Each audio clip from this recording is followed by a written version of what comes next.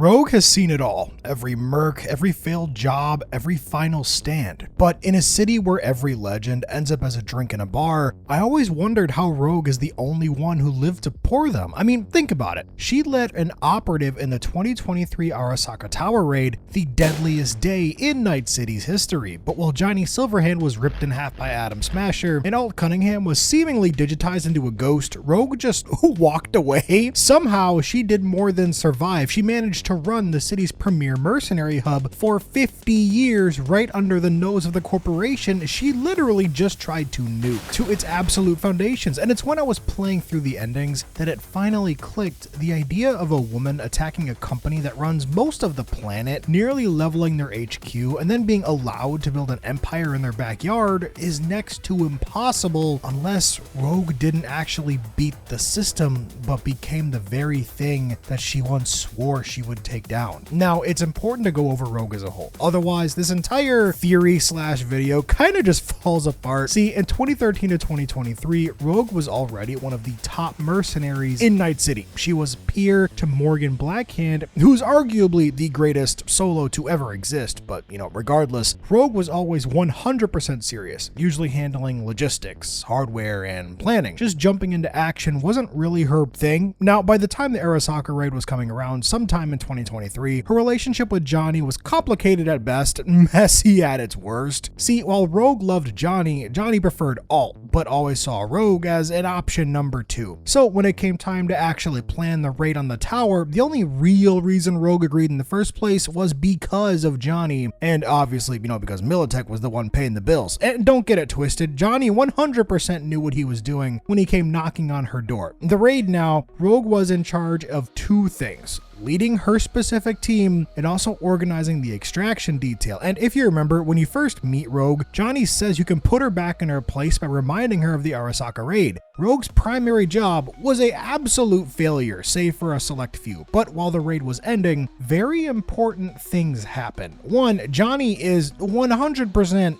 dead, and Alt is currently trying to save her consciousness into the subnet. And the aftermath, Rogue was the only one to make it to the helipad and escape, putting her in one of the worst positions humanly possible. A dead Johnny, a dead Alt, and an extremely pissed off Arasaka. See, not only did Arasaka suffer, but so did Night City as a whole, right? The damage done was catastrophic. Thousands dead, and a toxic cloud lingered for weeks after the fallout, a time that would eventually become known as the Time of Red. Night City's sky turned blood red, and the air was toxic for years to come. Realistically though, this only left Rogue with like one option, and that was to run. And funnily enough, there was an Afterlife before the Afterlife. It was located in downtown Night City in the 2020s, owned by a man called John Freeman. His name doesn't really matter, but the purpose of this matters, because you see, due to radiation and the rebuilding the corporals were doing, it was eventually abandoned. Rogue would eventually come to create the Afterlife that you know today, sometime either during or at the tail end of the Time of Red. And here's the very first real problem. How in the hell does a known terrorist responsible for nuclear fallout and the destruction of Arasaka's only US base build a bar in their backyard? Because fun fact, Arasaka is actually banned from the NUSA. The Treaty of Reconstruction and the unification efforts essentially turned Arasaka into a persona non grata in the States, except for Night City. The only reason they're allowed in Night City at all is because it's technically a free city, independent from the rest of the government, and this makes Night City Arasaka's only foothold in North America, technically. It's a very high tension island in a sea of enemies, but Rogue still decides to build her new bar right in Arasaka's backyard. Even Johnny's old car and gun are just a few minutes away, something she's known for over 50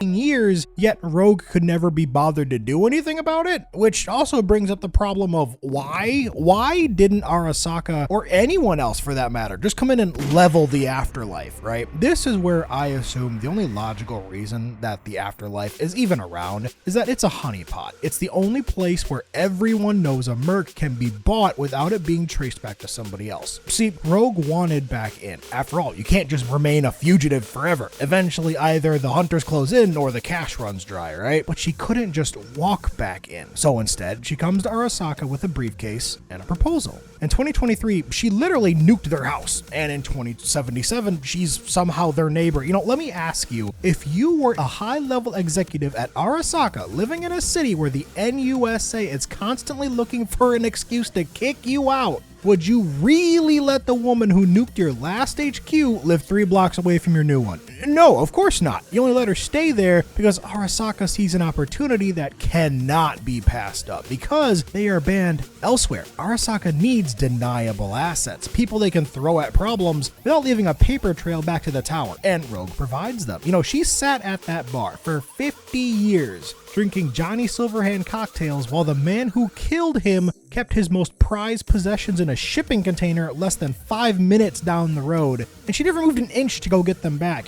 Does that sound like a rebel to you, or does it sound like someone who's just really staying in their lane? And let's look at the Afterlife real quick. It sits in Watson, an old mortuary, wow, I probably butchered that, in a district Arasaka completely recolonized by the time 2077 comes around. And this is the heart of their industrial and security operations. It's the hub of everything, right? It's worth asking how Rogue runs a public mercenary business in the exact place where corpo security is at its absolute highest, especially with Jeremiah Grayson holding Johnny's Porsche and Malorian just down the road. When Grayson tells Rogue, though, she's been on a leash for years, the map backs him up too.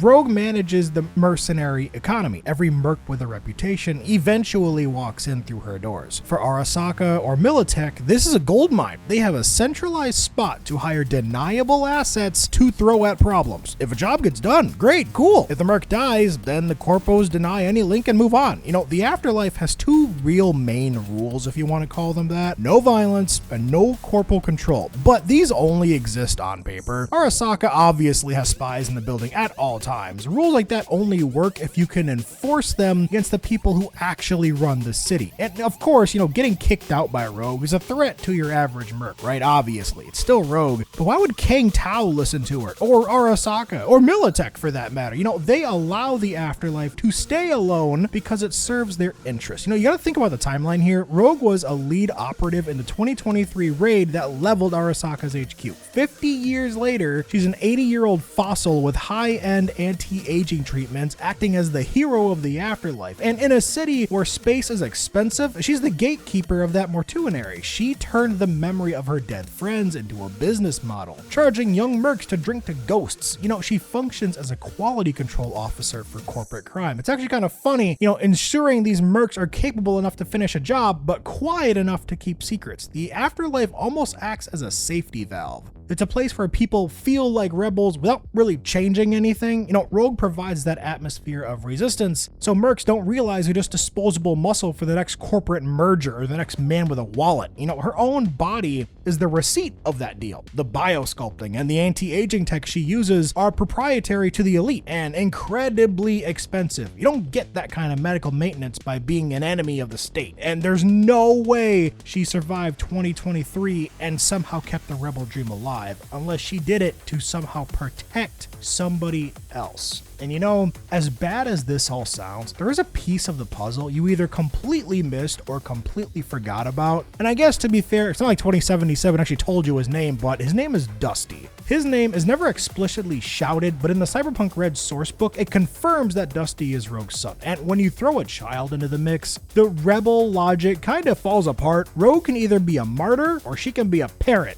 She cannot be both. And looking at the numbers, Dusty would be in his 50s or his 60s. I'm using math and kind of guessing, but by the time 2077 runs around. But back when the Afterlife was being established in the 2030s, he would have just been like 13 years old. He was only 1 or 2 during the 2023 Arasaka Tower Raid. And when the dust settled on that nuke, Rogue knew exactly what was coming. Arasaka's retribution teams. She knew the first person they'd target would be her family. And it makes perfect sense that after a, not so good, very bad day in 2023, she'd cut a deal with the bigwigs. The pitch was probably extremely simple. I'll build a hub for the best mercs in the city. You get access to hire deniable grunts from a place eyes can't easily track. And in exchange, you leave me and my son alone. While there's no shard explicitly stating Arasaka protected the bar from other corpos, in my opinion, it's a pretty safe bet that any threat to the afterlife would have been seen as a direct threat to Arasaka's own human resources asset, and it's not like anyone's gonna mess with a company that essentially has their own privatized army, you know what I mean? But every deal she struck and every gamble she made, it seems like was to keep her son safe. And the irony in